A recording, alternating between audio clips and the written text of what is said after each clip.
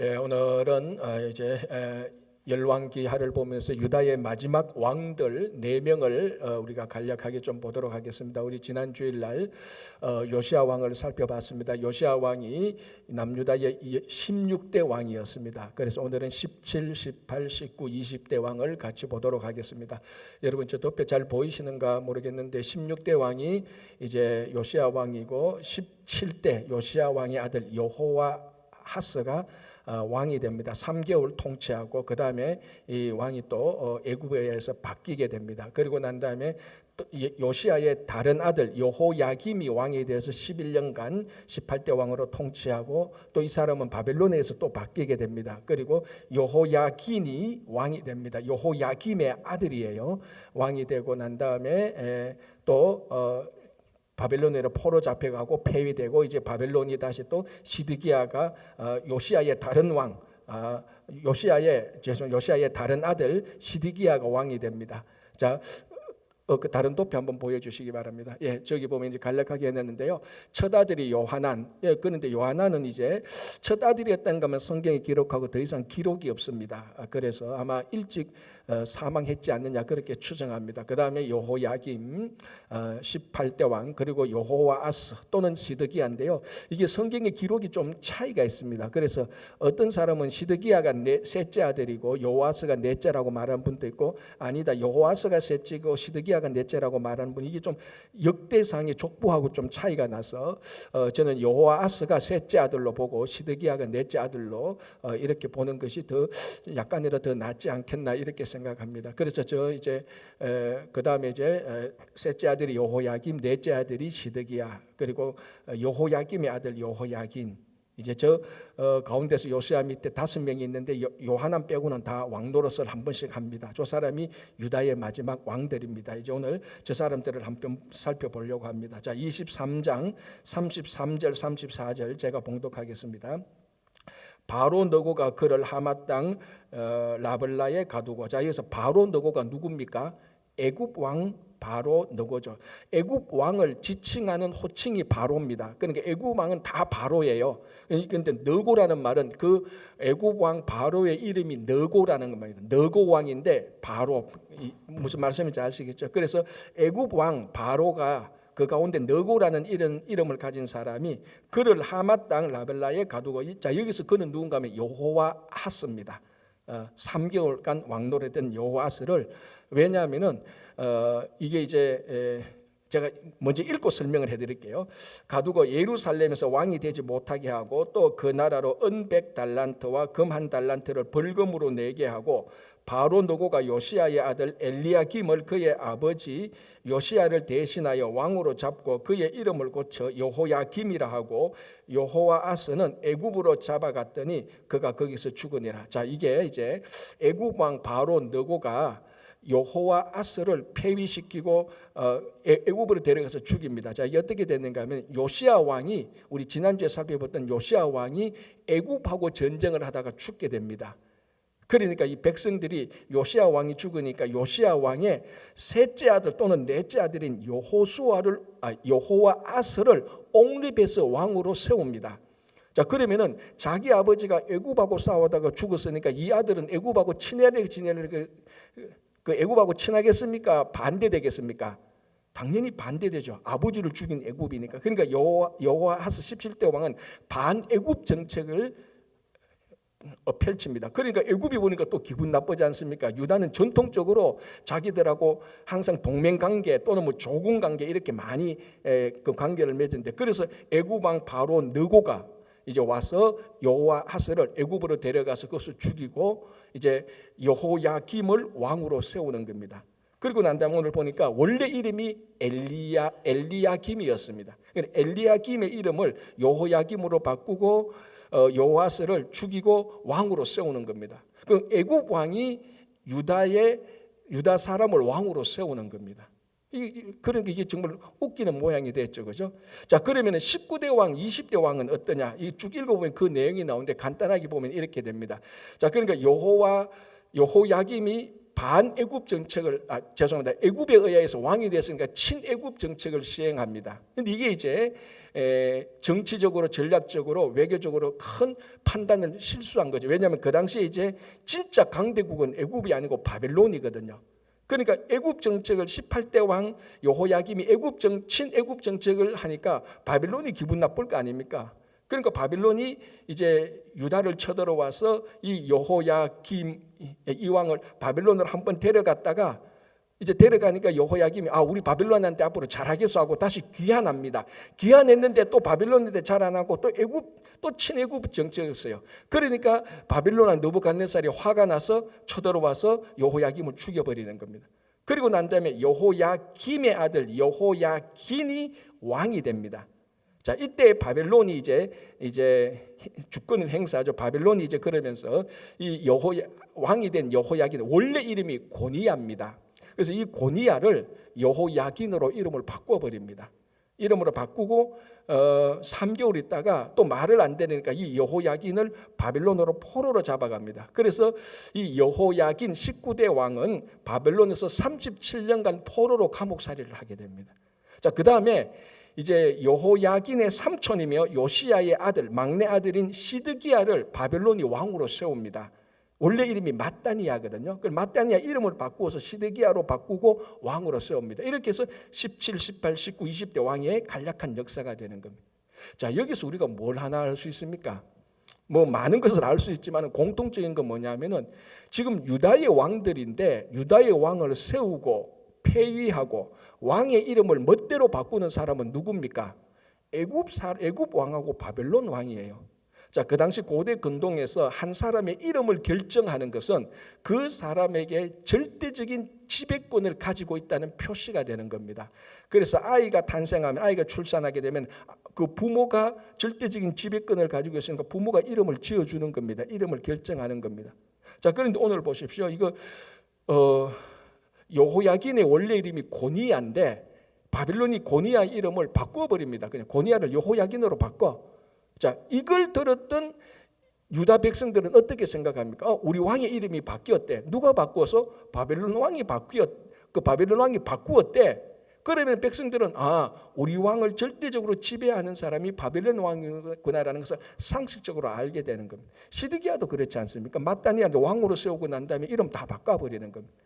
그러니까 이게 공통적으로 무슨 말인가 하면은 이 유다의 마지막 왕 4명의 왕들이 다 주권을 다 잃어버리는 거예요.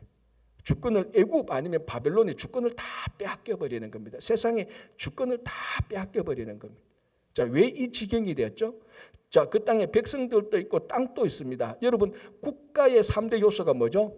주권, 땅, 백성입니다. 이 3가지가 있어야 국가가 형성되는 겁니다. 이 중에 제일 중요한 것 중에 하나가 사실 주권이죠.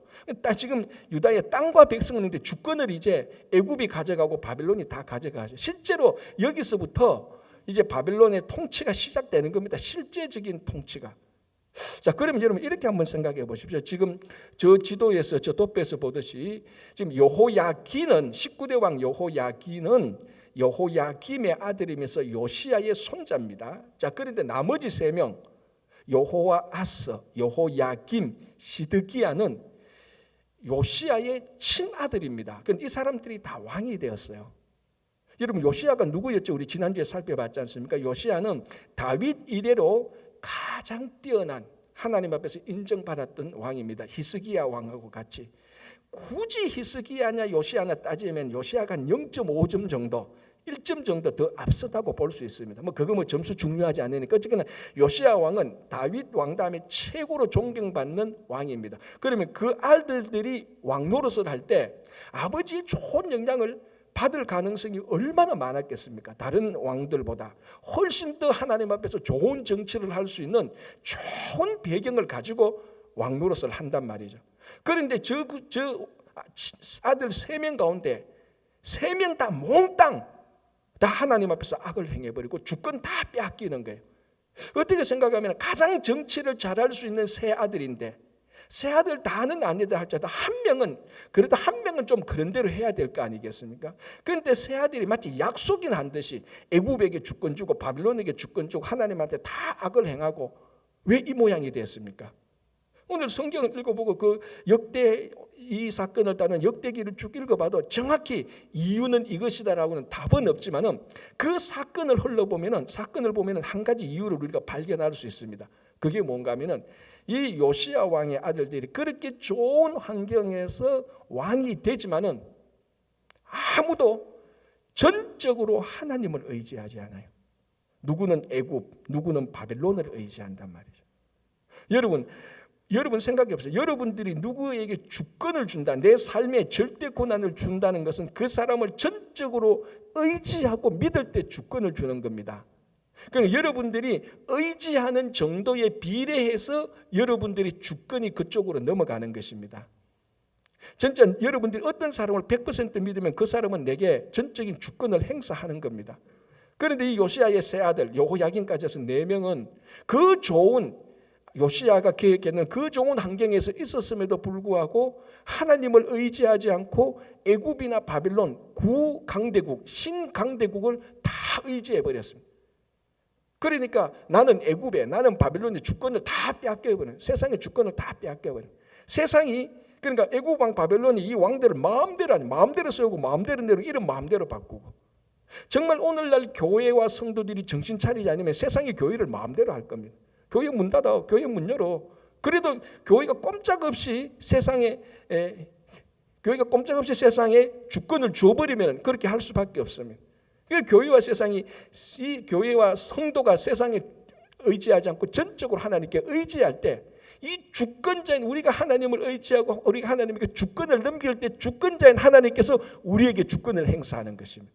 그때 우리 삶이 하나님 보시기에 합당한 삶을 살아가는 겁니다. 그래서 우리가 얼마나 의지하느냐가 주권을 결정하는 겁니다. 여러분 창세기 때 노아의 방주 알지 않습니까? 노아의 방주, 우리 방주가 영어로는 아크인데 ARK인데요. 히브리어로 보면 테브입니다. 테브. 근데 성경을 보면은 이 테브라는 이름을 히브리어로 테브라는 이름이 한 번 더 나오는데 어디서 나오는가 하면은 모세를 담은 갈대 상자 있지 않습니까? 그 갈대 상자가 한국말로는 갈대 상자인데 히브리어는 똑같이 테브예요. 그러니까 여러분 노아의 방주도 테브고 그 3개월짜리 모세를 담은 갈대 상자 그것도 테브예요. 히브리어는 똑같은 물건을 말하는 겁니다. 이게 얼마나 사이즈가 차이 납니까? 노아의 방주는 축구장 몇 배비 아닙니까? 그런데 갈대 상자는 요만합니다. 뭐 3개월짜리 애 하나 눕히면 되니까. 그런데 이 두 개가 똑같이 테브예요. 그런데 이 테브에는 이런 사이즈의 차이에 상관없이 중요한 공통점이 하나 있습니다. 그게 뭔가 하면은 이 테브라는 것은 기본적으로 조종 장치가 없습니다. 기본적으로 조종 장치가 없고 추진 장치가 없어요. 근데 배는 배인데 강물이나 바다에 띄운 배 같은데 방향키가 없어요. 이게 오늘날 배 보면 배 안에 들어가면 핸들하는 게 없다고요. 조종하는 핸들이 없다고요. 오늘날 배를 보면 뒤에 프로펠러나 이런 게 없다고요. 옛날 배를 가면 돛하고 노젓는 게 하나도 없습니다. 그냥 바다에 띄워 놓는 겁니다. 강에 띄워 놓는 거, 요걸 테브라고 말을 해요. 노아의 방주가 테브였고 모세를 담은 갈대 상자가 테브였어요. 그래서 여러분 보십시오. 홍수가 났을 때 노아의 방주가 물이 둥둥 뜹니다. 이 노아의 방주가 어디로 갑니까? 노아가 운전합니까? 노아 운전 못해요. 밖에 비가 오는 대로, 바람이 부는 대로, 바다의 파도가 일렁대는 대로 갑니다. 이 방주가. 이런 것을 테브라고 말을 해요. 그러니까 이 노아의 방주 안에 있었던 노아와 그 가족들은 자기들이 할 수 있는 거 하나도 없습니다. 전적으로 바람과 파도와 바다에 의지할 수밖에 없습니다. 바람과 바다가 동쪽으로 가면 동쪽으로 가는 거예요, 그냥. 자, 그러면 이게 궁극적으로 바람과 파도를 의지하는 겁니까? 바람과 파도를 지으신 하나님을 의지하는 것 아닙니까? 하나님이 동쪽으로 바람을 불게 하면 이 방주는 동쪽으로 가는 거예요. 자기 생각하고 상관없습니다. 이 바람이 불어서 서쪽으로 가면 서쪽으로 가야 되는 거예요. 이게 테브고, 이 테브 안에 들어간 사람은 자기는 전적으로 주권을 행사할 수가 하나도 없습니다. 하나님에게 전적으로 맡기고 하나님이 끌고 가는 대로 끌고 갈 수밖에 없습니다. 근데 이 결과가 항상 선하고 좋았다는 겁니다. 노아가 운전을 했다고 만약에 그 모세의 갈대 상자에 미리암이 그 갈대 상자를 나름대로 나일강에 딱 띄워놓고 자기 나름대로 이렇게 그 조종했다면은 이 모세의 갈대 상자가 애굽 왕 바로 공주 앞에 딱 갈 수 있었겠느냐 말이죠. 그렇지 못했다는 말. 이 갈대 상자에 어린아이 3개월짜리 모세를 담아서 나일강에 갖다 놓습니다. 이때부터는 아무도 누구도 이 나일강에 들어간 테브 갈대 상자에게 영향력을 발휘하지 못합니다. 그냥 이 나일강이 가는 대로 가는 거예요. 이 나일강이 가는 대로 가는 걸 누가 주관합니까? 하나님이 주관합니다. 그래서 흘러서 하나님께서 어디로 인도하시는가? 그날 마침 애굽 왕 바로가 목욕하는데 거기에 탁 갖다 놓습니다. 만약에 사람이 조종했다면, 거기 추진 장치가 있고 조종 장치가 있었다면 애굽 왕 바로 공주 앞에 이 갈대 상자를 갖다 놓지 못하는 겁니다. 이게 바로 테버고, 이게 바로 이 테버 속에 담겨져 있는 가장 중요한 의미가 전적인 주권을 하나님께 맡긴다는 겁니다. 그러면 하나님께서 가장 좋은 것으로, 하나님 보시기에 가장 선한 것으로 앞에 탁 갖다 놓는 것입니다. 지금 이 요시아의 세 아들 한 명의 손자는 그걸 안 했습니다. 어떻게 하면 우리가 잘할까? 하나님께 탁 맡기는 것이 아니고 애굽 왕한테 갔다가 바벨론 왕한테 갔다가 또 안 맞으니까 또 애굽 왕한테 갔다가 왔다 갔다 하다가 주권 다 빼앗기고 세상의 주권 다 빼앗기고 세상이 하라는 대로 다 하다가 결국 망해버리는 것입니다. 여러분, 그 유럽의 기독교 선교에 가장 중요한 역할을 한 켈트족이 있습니다. 켈트족. 이 켈트족은요 굉장히 노래 잘하고 이런 종족입니다. 4세기에서 8세기 사이에 유럽 아일랜드 이쪽에 복음을 강력하게 전한 사람이 켈트족인데요. 이 켈트족의 신앙의 모토가 있습니다. 그 신앙의 모토가 뭔가 하면요, 골방과 작은 배입니다. 자, 골방의 의미는 알죠. 하나님 앞에서 우리가 1대1로 골방에 들어가서 아무도 모르는 골방에 들어가서 하나님과 대면하는 깊은 영성 경건을 말하는 겁니다. 이게 이제 자기들의 신앙의 모토 하나고요. 작은 배, 이것도 신앙의 모토입니다. 아니, 골방은 알겠는데 작은 배는 뭐야? 이 작은 배가 바로 테보와 같은 배입니다. 이 사람들이 이제 선교를 하러 나갈 때, 이거는 작은 배는 선교적인 모토인데요. 선교를 하러 나갈 때 배를 타고 나가는데 이 배를 어떻게 만드는가 하면은 평평하게 둥그렇게 이렇게 만듭니다. 나무로. 그리고 난 다음에 거기에 동물 가죽이나 캔버스에 천 같은 걸 넣고 나무 잎을 위에 얽어서 같이 얽어 놓고 타르, 그게 방수장 타르를 만들어 가서 물이 안 새도록 둥그런 이렇게 평평한 나무를 만듭니다. 추진 장치가 없어요. 조종 장치가 없어요. 노도 없어요. 아무것도 없어요. 거기 한 4명 정도가 들어갑니다. 4명 정도가 들어가서 바다에 이제 띄우는데요. 이 사람들이 그 4명이 한 4명 정도가 그 작은 배를 타고 바다로 나갈 때 이런 기도를 한다고 합니다. 제가 그걸 읽어드릴게요. 한 문장인데요. 바람과 파도의 주님, 주님의 종인 우리들을 주님께서 원하시는 곳으로 보내십시오. 그러니까 4명이 그 작은 배에 딱 타기 전에 주님께서 원하는 대로 보내십시오 하고 방향 키를 만들어 놓으면 그게 됩니까? 안 됩니까? 안 되죠. 추진 장치 만들어 됩니까? 안 됩니까? 그러니까 속도도 조절 못하고 방향을 조절 못합니다. 그래서 4명이 타면은 다른 사람들이 그 배를 밀어서 그 바닷가로 쑥 밀어줍니다. 그러면 이제 이 작은 배는 바다 물결이 가는 대로 갑니다. 쭉 철로 어디로 가는지. 그래서 제일 먼저 해안선이 딱 닿는 그곳에서 평생 복음을 전하고 죽어요. 도착했는데 다 식인종이다. 이거 아니다. 우리 타고 가자. 그거 안 되는 거예요. 실제로 식인종이 있어도 이건 하나님께서 우리를 이쪽으로 인도하셨다. 전적인 하나님 주권으로 우리를 인도하셨다. 그걸 믿고 그 마을에서 평생 복음을 전하는 거예요. 갔는데 사람들이 다 뚱뚱하고 못생겨서 야, 이런 데서 우리 평생 어떻게 하냐. 다른 데로 가자. 그거 안 되는 거예요. 이게 작은 배입니다. 자, 여기에 담겨진 기본 정신이 뭡니까? 하나님께서 우리를 인도하시는 대로 우리의 삶의 전적인 주권을 하나님께 맡깁니다. 하나님께서 우리에게 역사하시는 모든 주권은 하나님의 뜻이고 그 뜻은 선하십니다라는 고백이 들어가 있는 겁니다. 이게 우리가 하나님을 의지하고 우리 주권을 하나님께 맡기는 겁니다.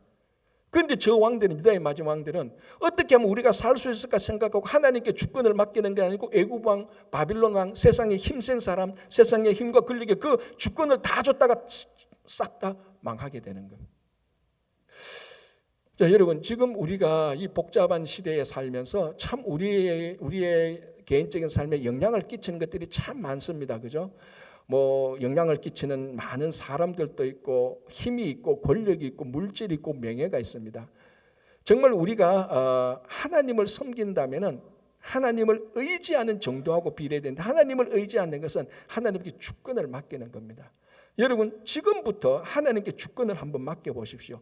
결국 마지막에는 하나님의 선하심이 선하신 승리가 여러분들하고 함께 할 것입니다. 물론 중간에는 왼쪽도 가고 오른쪽으로 가고 하나님의 주권이 계곡도 갈 것입니다. 그러나 걱정하지 마십시오. 하나님의 주권이 우리에게 역사하시는 한 결국 우리는 절대로 패배하지 않습니다. 그걸 세상에 맡겼을 때 이 유다의 마지막 왕들처럼 다 망하게 되는 것입니다. 자, 24장 1절 2절 제가 한번 봉독해 드릴게요. 이렇게 됐습니다. 여호야김 시대에, 자 18대 왕 여호야김을 말하는 겁니다. 여호야김 시대에 바빌론의 왕 느부갓네살이 올라오매 여호야김이 3년간 섬기다가 돌아서 그를 배반하였더라. 자, 여기 어떻게 되는가 하면 여호야김 때, 원래 여호야김은 친애굽 정책을 쓰지 않습니까? 애굽에서 왕이 되었으니까. 근데 바빌론이 막 강해지는 겁니다. 그러니까 우리 바빌론 섬길게요라고 또 바빌론 정책을 약간 친바빌론 쪽으로 갑니다. 그러니까 애굽이 또 가만히 있습니까? 아니, 우리가 왕 세워놨다면 저기 바빌론 쪽으로 가네. 또 애굽이 영향력을 행사합니다. 그러니까 또 여호야김이 바빌론에 붙었다가 또 애굽으로 다시 돌아갑니다. 그러니까 이 바빌론 왕, 이번 느부갓네살 왕이, 그러니까 이 여호야김이 애굽 왕 느고 사이에, 느고와 바빌론 왕 느부갓네살 사이에 딱 끼게 된 겁니다. 눈치 보고 여기 주권 줬다가 저기 주권 줬다가 그러는 거예요. 그런데 이때 이제 힘은 더 바빌론이 더 세죠. 그래서 바빌론이 붙었습니다. 그러니까 애굽 왕이 또 압박 중에서 애굽 쪽으로 또 갑니다. 바빌론이 또 쳐들어오는 겁니다. 지금 그걸 말하는 겁니다. 다시 1절. 여호야김 시대에 바빌론의 왕 느부갓네살이 올라오며 여호야김이 3년간 섬기다가 돌아서 그를 배반하였더니, 3년간 섬깁니다. 바빌론에 생하니까 또 애굽이 영향을 주니까 또 애굽을 섬깁니다. 왔다 갔다 하는 거예요. 자, 2절. 여호와께서 그의 종 선지자들을 통하여 하신 말씀과 같이 갈대아의 부대와 아람의 부대와 모압의 부대와 암몬 자손의 부대를 여호야김에게로 보내 유다를 쳐 멸하를 하시니. 자, 이 3년간 다 보니까 또 애굽 쪽으로 갔는 거예요. 그래서 이 바빌론 느부갓네살이 이번에는 안 되겠다 작정하고 쳐들어오는 겁니다. 어떻게 쳐들어오느냐? 바빌론의 군사들, 그리고 아람의 군사들, 모압의 군사들, 암몬 군사들, 연합군을 만들어서 쳐들어오는 겁니다. 자, 여러분, 이게 군대에서 연합군 만든다는 게 굉장한 많은 회의와 결정과 상호 연합과 상호 의견 조정을 통해야 이 연합군이 형성되지 않습니까? 그러니까 바빌론 왕이, 이 느부갓네살 왕이 사실은 세상적으로 보면 뛰어난 왕이거든요. 이 느부갓네살 왕이 네 군사들을 모아가 쳐들어오는 겁니다. 그래서 이게 바벨론의 1차 침략이라고 말해요. 여러분, 성경 공부 시간에 제가 몇 번이나 말씀드렸는데, 결국 BC 587년에 예루살렘이 완전히 멸망하잖아요. 그런데 이게 바벨론이 한 번 쳐들어와서 완전히 멸망하지 않아요. 1차, 2차, 3차에 걸쳐서 1차 때 좀 망하고 2차 때 좀 망하고 2차 때 사실 좀 많이 망해요. 3차 때에 완전히 망하게 되는 거예요. 이 1차 때는 언제냐? 여호야김. 2차 때는 여호야긴, 3차 때는 시드기야. 그러니까 18대 왕, 19대 왕, 20대 왕 때 1차, 2차, 3차로 쳐들어와서 20대 왕의 시드기야 왕 때 다 시들어 버리는 거예요. 그래서 제가 성경 공부할 때 유다의 마지막 왕 시드기야 왕은 잊을래야 잊을 수가 없습니다. 이름이 시드기야잖아요. 시들어 버린다고요. 완전히 시들어 버리는 거예요. 자, 남유다의 20대 왕 이름이 뭐죠? 시드기야예요. 여기 3차 때 이제 쳐들어와서 다 망하는 거예요. 지금 오늘 24장 1절 2절은 여호야김 18대 왕 여호야김 시대 때 바벨론 왕이 1차 침략돼요. 이때 중요한 사람이 바벨론으로 포로 잡혀가요. 그 사람이 누굽니까? 다니엘과 세 친구예요. 이때 포로로 잡혀 2차 때 여호야긴 19대 왕 때 또 쳐들어왔는데 이때 또 한 중요한 사람들 또 포로로 데려가. 이때 포로로 잡혀간 사람이 그 유명한 에스겔 선지자예요. 이때 중요한 사람 다 잡혀가요. 자, 요건 이제 역사 공부니까 좀 복잡하게 제쳐놓고 1절 2절이 그렇단 말이에요. 이렇게 해서 바빌론이 연합군을 만나서 철저히 준비해서 쳐들어옵니다. 자, 그런데 중요한 단어가 있어요. 24장 2절에 이렇게 되어 있습니다.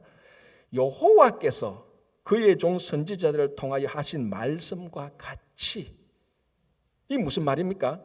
결국 바벨론의 1차 침략은 바벨론과 다른 군사들이 연합군이 쳐들어와서 한 것 같은데 실제로 그게 맞는데 오늘 성경을 보니까 그게 아니라는 겁니다. 누가 배후에서 주권을 행사했다고요? 여호와께서. 아니 여호와께서 바벨론 사람을 들어서 자기 백성 유다 백성을 치게 했다니까요. 지금 그걸 말하는 것입니다. 자, 조금 전에 하나님의 주권에 대해서 말했습니다. 우리가 하나님을 의지하면 하나님께 주권을 드리는 것입니다. 그러면 하나님의 주권이 우리 삶에서 역사하는 거죠. 하나님의 주권이 우리 삶에서 역사하신다는 것을 우리가 다른 말로 하나님의 섭리하에 있다라고 말을 하는 겁니다. 내가 하나님의 주권을 전적으로 믿는다는 것은, 내가 전적으로 하나님께 의지한다는 것은 하나님께서 내 삶을 이리저리로 마음대로 하는 그 섭리 속에 우리가 있다는 것입니다. 그러면은 이게 지금 하나님의 섭리가 뭔가 하면은 결국 유다의 1차, 나중에 2차, 3차 유다가 망하게 하는 것이 하나님의 섭리라는 겁니다. 여러분 이게 말이 됩니까? 아니 유다는 하나님의 백성의 그 다윗의 후손인데 하나님께서 바빌론을 들어서 유다를 쳐버리면, 쉽게 말하면 우리 아들이 말 안 들으니까 옆집 아들 데리고 와서 우리 아들 실컷 패버린 거예요. 이게 정상적인 아버지예요. 이게 아무리 자기 아들이 미워도 옆집 아들 힘세나 데리고 와서 자기 아들을 패지는 않잖아요. 그런데 지금 그 일을 했다는 게 얘기하는 겁니다. 이게 하나님의 섭리라는 겁니다. 납득이 돼요? 안 되죠. 그래서 이 당시에 유명한 선지자가 이걸 가지고 하나님께 따지듯이 질문을 했던 사람이 있습니다. 그 사람이 누굽니까? 그게 하박국이에요. 하박국. 자, 이 여호야김 왕 때 두 명의 유명한 선지자가 있는데 한 사람은 예레미야. 어제 우리가 지난주에 봤지 않습니까?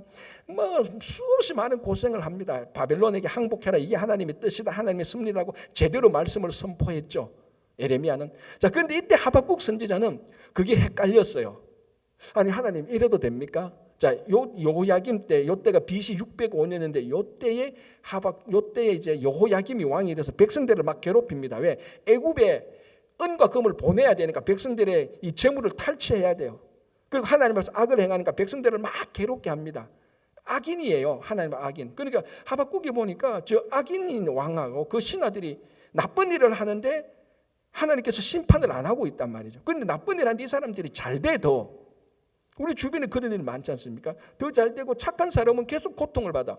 그래서 하박국 선지자가 하나님께 첫 번째 질문한 게 이거 아닙니까? 하나님, 왜 의인은 계속 고통받고 악인은 나쁜 짓 하는데 더 잘 됩니까? 이렇게 이게 첫 번째 질문입니다. 그러니까 하나님께서 뭐라고 대답합니까? 걱정하지 마라. 그 악인 하나님께서 심판할 거다. 그러니까 이때 구체적인 악인은 여호야김 왕이지 않습니까? 그래서 하나님께서 걱정하지 마라. 내가 그 여호야김 왕, 여호야김과 그 일당들 바벨론을 들어서 내가 다 심판할 거야 라고 말을 합니다. 첫째 질문에 대답이 됐죠. 아, 이 악인들 심판받는구나. 바벨론이 다 심판하는구나. 됐네. 1번 답은 풀었는데 요 1번 답 때문에 더 복잡한 2번 문제가 생겨버렸어요. 뭡니까? 그러고 보니까 정상적으로는 이 악인을 의인을 통해서 심판받아야 되는데, 그렇지 않습니까? 악인을 심판하는 것은 의인이 심판해야 되는데 악인을 심판할 때 더 큰 악인이 와서 심판하는 거예요. 여호야김을 심판하는데 더 나쁜 악인 바벨론 왕, 이방 왕, 우상을 섬기는 이방 왕 느부갓네살 왕이 와서 심판을 하겠다고 말하니 하박국이 또 질문했습니다. 하나님, 이거는 말이 아니죠. 우리 말로 하면 더 큰 악인이 작은 악인을 심판하는 게 이게 말이 됩니까? 라고 말합니다. 그게 하박국 2장에서 질문할 때 하나님께서 그에 대해서 하박국 2장 3절 4절에서 이렇게 대답하죠. 잘 아는 말씀인데 제가 읽어드릴게요.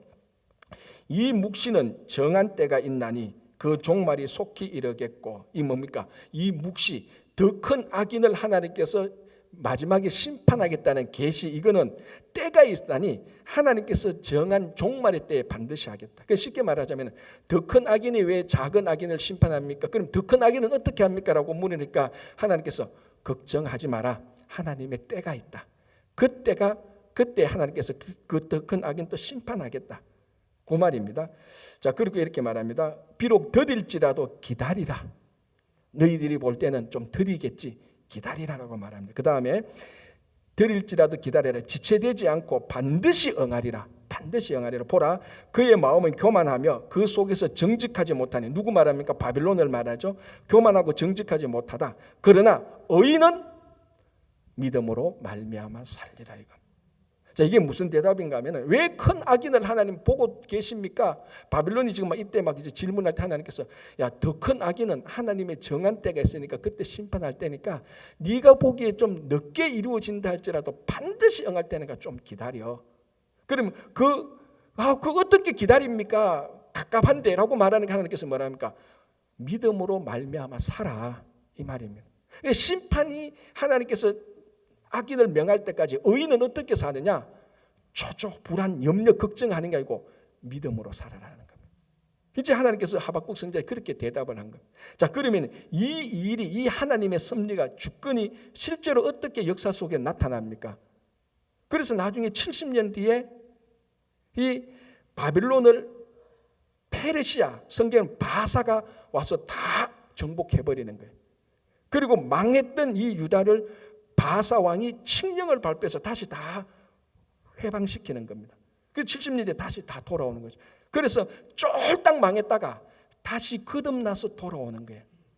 그래서 하나님께서 보실 때 이렇게 해야 좀 뭐 표현은 정확히 하잖아요. 이렇게 좀 세탁을 하는 거예요. 너무 더러우니까. 자, 옷이 너무 더러워. 그러면 여러분 옷을 어떻게 하면 이 옷을 빨면은 옷은 괴로워요.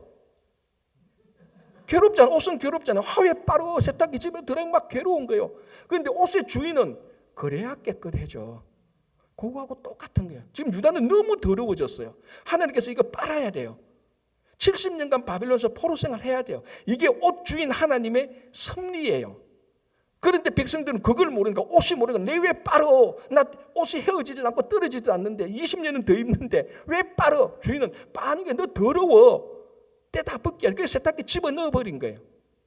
그러니까 이스라엘 남유다가 바빌론의 세탁기에 70년 동안 있다가 싹 나왔는데 정신 차리가 나온 거예요. 그래서 오자마자 성전 다시 복구하고 율법 지키고 안식 지키고 막 그러지 않습니까?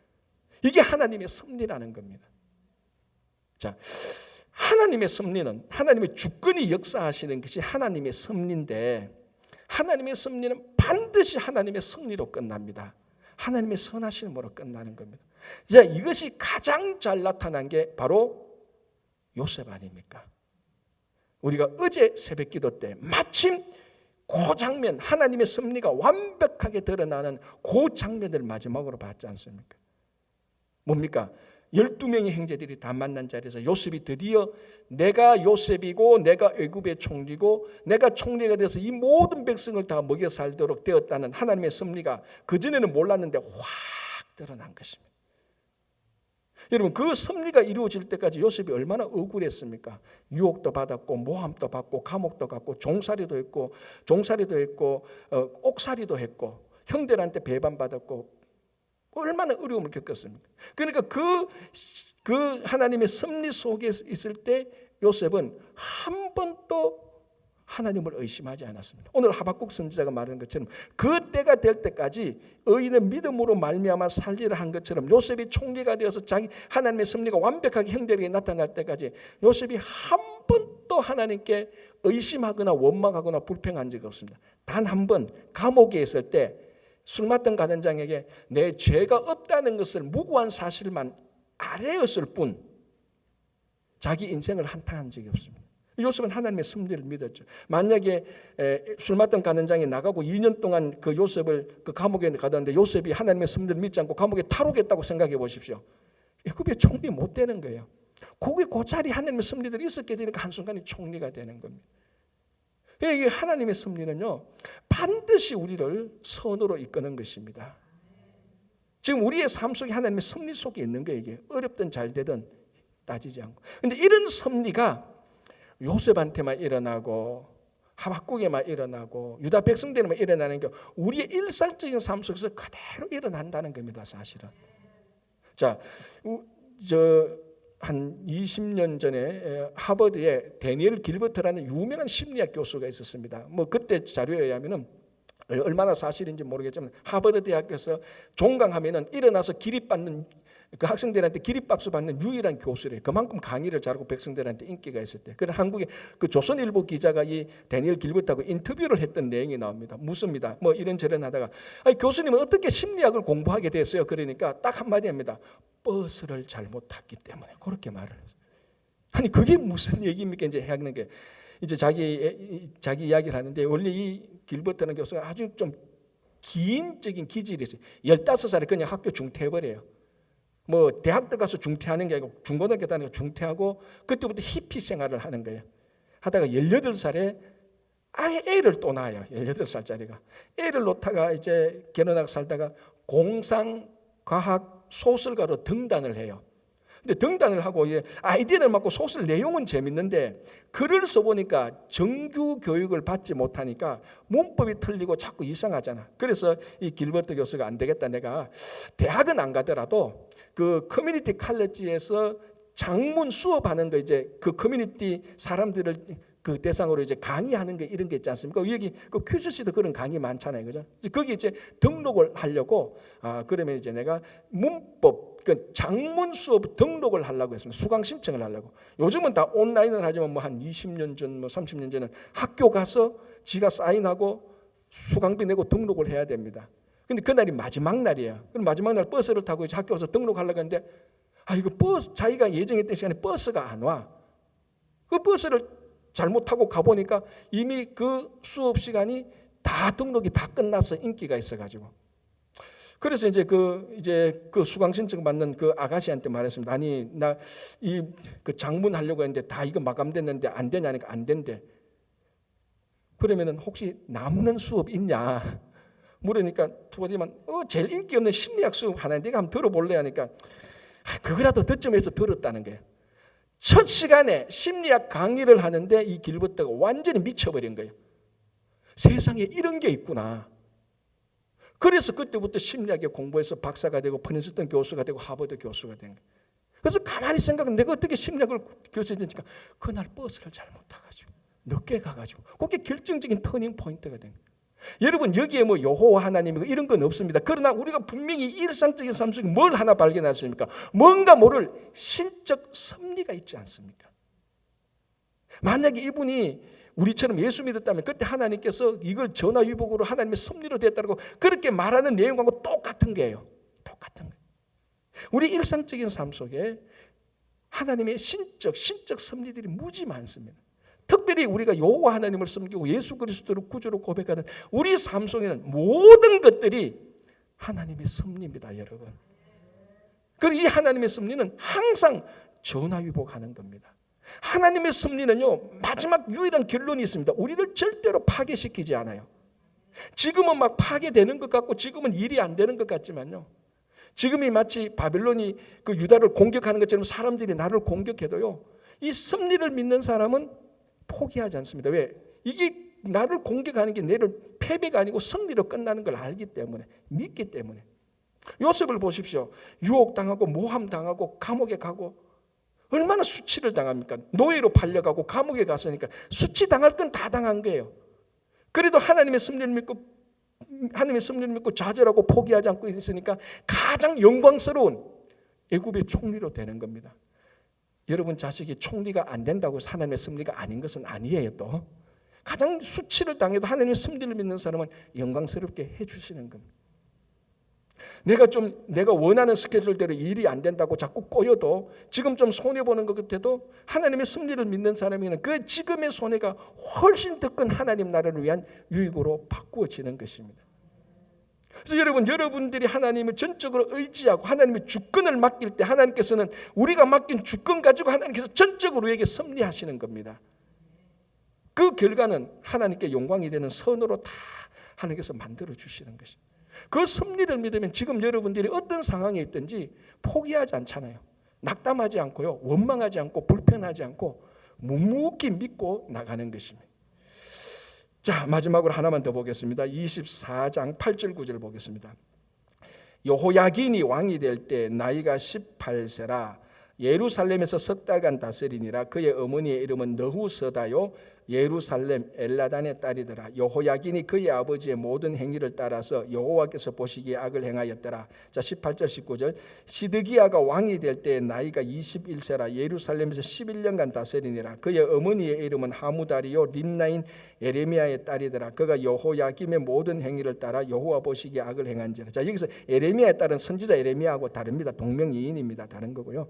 자 지금 여호야긴하고 19대 왕 여호야긴하고 20대 시드기야 왕의 간략한 기록만 지금 살펴봤습니다. 근데 앞에 왕들도 다 이렇게 기록하고 있어요. 뭔가 하면 첫 번째 뭘 기록하는가 하면은 이 왕이 몇 살 때 왕이 되었다.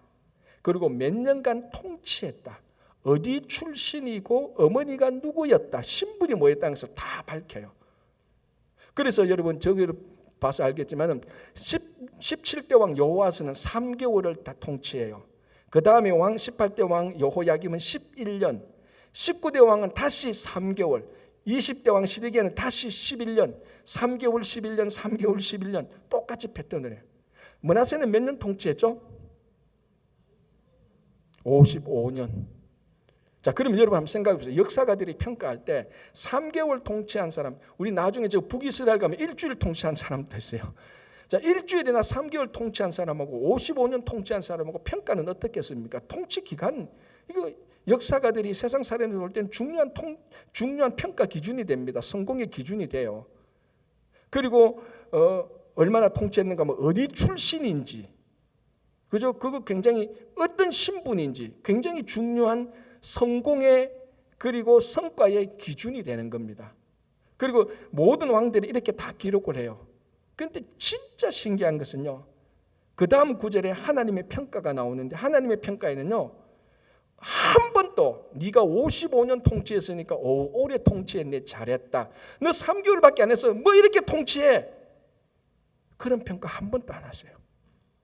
너 출신 어디구나, 그거 한 번도 안 봐요. 너 아버지 누구고 어머니 누구였구나, 그거 한 번도 안 본다면. 보십시오. 평가는 뭐라 합니까? 여호와께서 보시기에, 그가 여호와김의 모든 행위를 따라 여호와 보시기에 악을 행했다. 3개월 해도 괜찮아요. 통치 50년 해도 괜찮아요. 중요한 건 뭡니까? 하나님 앞에서 악을 행하느냐 선을 행하느냐, 이게 하나님의 심판 기준이지, 통치 연한, 세월, 출신, 배경, 신분은 한 번도 하나님의 심판 평가의 기준에 들어간 적이 없습니다. 이게 얼마나 공평합니까, 여러분? 하나님의 심판은 완벽하게 공평합니다. 만약에 신분이나 출신이나 세월이나 연한을 본다면은 우리가 이 세상에 있는 조건으로 이 세상에 가지고 온 조건으로 하나님께 평가받는 그런 불공평한 처사가 일어나는 겁니다. 이 말이 여러분들이 몇 년을 살든 몇 년의 직장에 있든 하나님은 그거 안 보신다니까요. 신분이 있든 어떤 하나님은 그거 안 보시는 겁니다. 얼마나 이게 은혜로웁니까?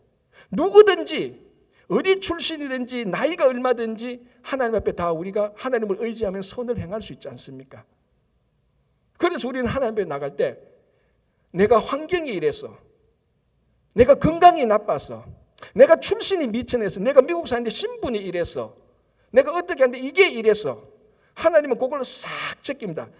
Put aside. 하나도 안 봅니다, 여러분.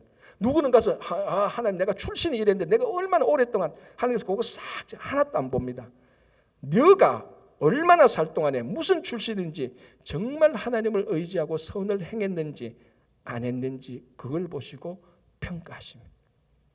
여기에 은혜가 있습니다. 얼마나 공평합니까, 여러분? 세상은 이렇게 공평하게 평가하지 않습니다.